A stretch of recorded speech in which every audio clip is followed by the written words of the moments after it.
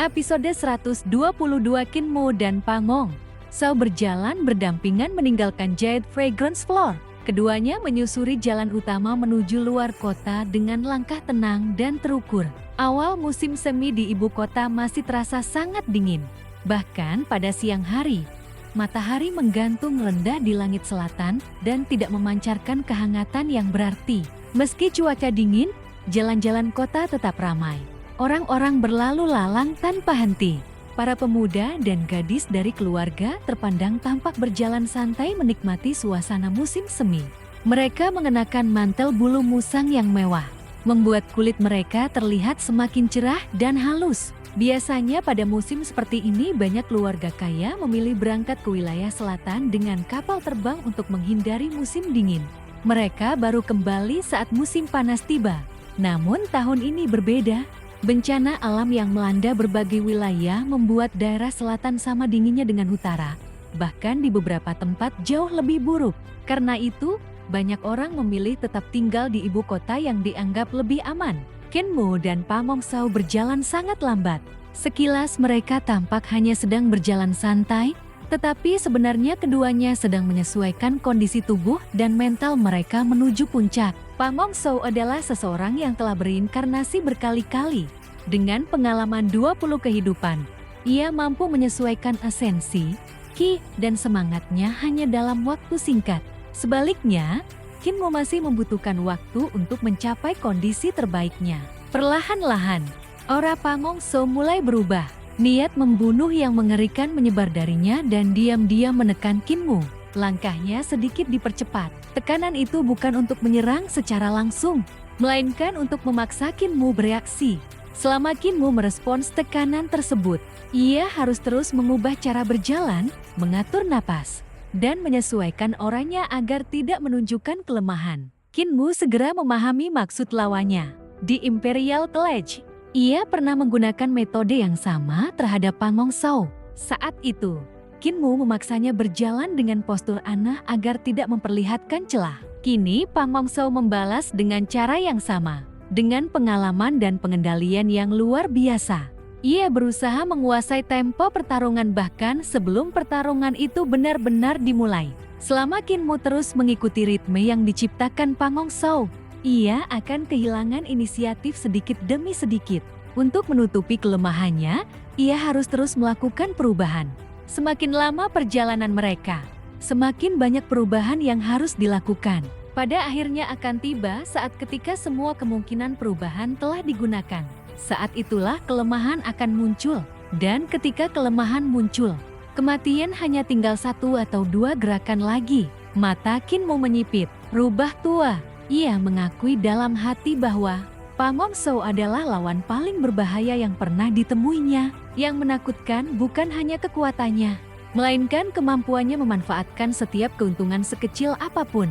Begitu menemukan celah, Pamong Sao akan memperbesarnya tanpa memberi kesempatan lawan untuk bernapas. 10.000 tahun pengalaman telah mengubahnya menjadi sosok yang hampir sempurna. Setiap gerakan, setiap keputusan, bahkan setiap langkah yang diambilnya, lahir dari pengalaman panjang yang telah ditempa oleh waktu. Kinmo teringat kata-kata Eternal Peace Imperial Preceptor, Blind, dan Naultma tentang penyatuan pengetahuan dan tindakan. Menurut pemahamannya, mengetahui sesuatu tetapi tidak melakukannya adalah ketidaktulusan. Melakukan sesuatu tetapi gagal karena tidak mampu adalah kekurangan kemampuan. Namun ketika seseorang bertindak berdasarkan pemahaman yang benar dan mampu menyelesaikannya hingga akhir, maka pengetahuan dan tindakan telah menjadi satu.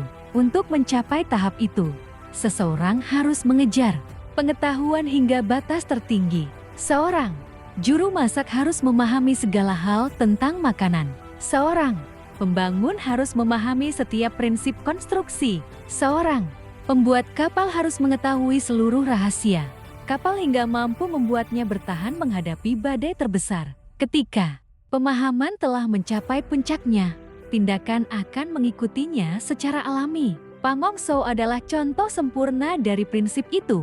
Dalam setiap kehidupannya, ia mempelajari berbagai teknik hingga mencapai batas tertinggi. Semua pengalaman tersebut menyatu menjadi bagian dari dirinya. Karena itu, sejak pertama kali bertemu dengannya, Kinmu sebenarnya telah masuk ke dalam permainan yang diciptakannya. Provokasi di Hall F6 Directions, percakapan di Giant Fragrance Floor, bahkan perjalanan keluar kota. Ini semuanya adalah bagian dari jaring besar yang diam-diam ditenun Pangong Shou. Sekarang jaring itu mulai mengencang. Kinmu merasa seperti mangsa yang perlahan dibungkus benang laba-laba. Ruang geraknya semakin sempit. Setiap langkah yang diambil justru membuatnya semakin terjebak. Begitu mereka mencapai luar kota, laba-laba itu akan memberikan gigitan mematikan. Kinmu belum pernah menghadapi lawan seperti ini. Baik Daozi, Fauzi, maupun para ahli alam hidup dan mati yang pernah memburunya, tidak ada yang mampu memberikan tekanan sebesar Pangong Shou. Kini langkah Kinmu mulai berubah. Tubuhnya bergoyang ke kiri dan ke kanan seolah kehilangan keseimbangan. Sebaliknya, langkah Pangong Shou semakin stabil. Ia terus memaksa Kinmu mengeluarkan semua variasi gerakannya. Begitu variasi itu habis, Kinmu akan kalah. Namun di tengah tekanan itu, Kinmu justru merasa bersemangat. Baginya, bertemu lawan seperti Pangong Shou adalah kesempatan langka. Tiba-tiba ia berhenti. Dalam sekejap, tubuhnya dipenuhi celah. Di mata Pangong Shou, seluruh tubuh Kinmu tampak penuh kelemahan fatal. 1. Serangan saja sudah cukup untuk membunuhnya. Pangong Shou ikut berhenti. Naluri bertarungnya berteriak agar segera menyerang. Namun ia ragu. Kinmu adalah kultus Master Heavenly Devil Cult. Jika ia membunuh Kinmu di tempat terbuka, konsekuensinya akan sangat besar. Keraguan itu hanya berlangsung sesaat. Tetapi sesaat itu sudah cukup. Seluruh kelemahan Kinmu lenyap seketika. Aura mengerikan meledak dari tubuhnya. Niat membunuh yang dahsyat berbalik, menekan Pangong Shou. Kini, giliran Pangong Shou yang kehilangan inisiatif. Ekspresinya sedikit berubah. Ia terpaksa mengikuti tempo Kinmu. Kinmu telah memanfaatkan satu-satunya kelemahan yang dimiliki lawannya. Keraguan. Pengalaman Pangong Shou memang jauh lebih banyak, tetapi Kinmu memiliki sesuatu yang sudah lama hilang darinya. Keberanian untuk mempertaruhkan segalanya. Selama ribuan tahun dan puluhan kehidupan, semangat itu perlahan memudar dari diri Pangong Shou. Namun Kinmu masih memilikinya. Kini posisi mereka berbalik. Pangong Shou mulai tampak seperti orang mabuk yang berjalan sempoyongan. Sementara Kinmu memimpin tempo pertarungan. Bagi orang biasa, mereka hanya terlihat seperti dua pemuda yang berjalan aneh. Namun bagi para ahli, ini adalah pertarungan yang sangat berbahaya. Mereka belum saling menyerang, belum ada pukulan maupun benturan senjata. Tetapi pertempuran sudah dimulai. Ini adalah pertarungan kehendak, pengalaman, dan kebijaksanaan. Meski berhasil membalikkan keadaan, Kinmu tidak lengah. Ia tahu bahwa Pangong Shou masih memiliki keunggulan besar. Keduanya memang menembus Six Directions Realm pada waktu yang hampir bersamaan.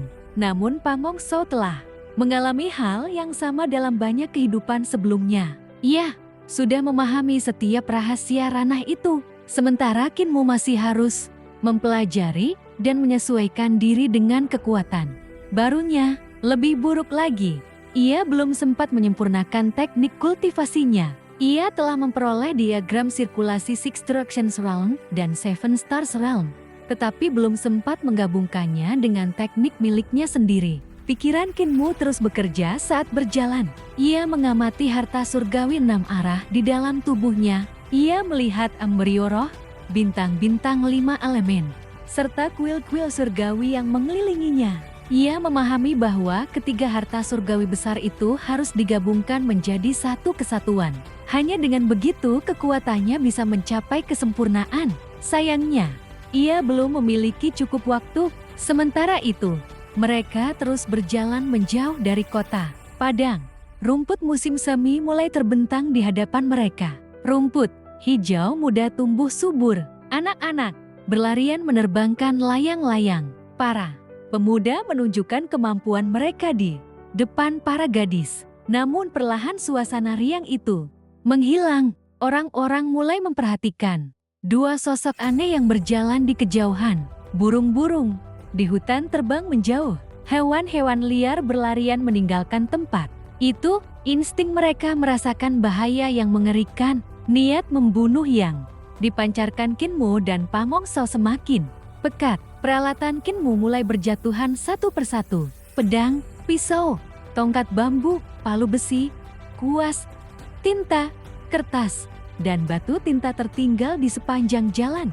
Kemudian beban besi yang selama ini dipakainya juga mulai jatuh. Sepatu besi pecah, pemberat di kaki terlepas, beban di dada jatuh ke tanah dengan suara keras. Tubuh Kinmo menjadi semakin ringan, tulang-tulangnya bergetar, oranya melonjak tajam, seperti gelombang pasang. Meski demikian, Pamong Sao tetap bertahan.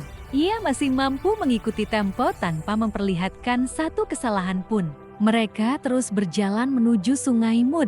Di sekitar sungai, ikan-ikan besar tiba-tiba melompat keluar dari air seolah ingin melarikan diri dari ancaman yang tidak terlihat. Burung-burung terbang berhamburan ke langit. Suasana menjadi semakin tegang. Lalu, di tengah semua itu, seorang anak kecil yang sedang bermain tiba-tiba menutup matanya dan mengeluarkan teriakan nyaring. Pada saat suara itu menggema di udara, Kinmo dan Pamong Sao bergerak bersamaan. Pertarungan yang telah lama mereka persiapkan akhirnya dimulai.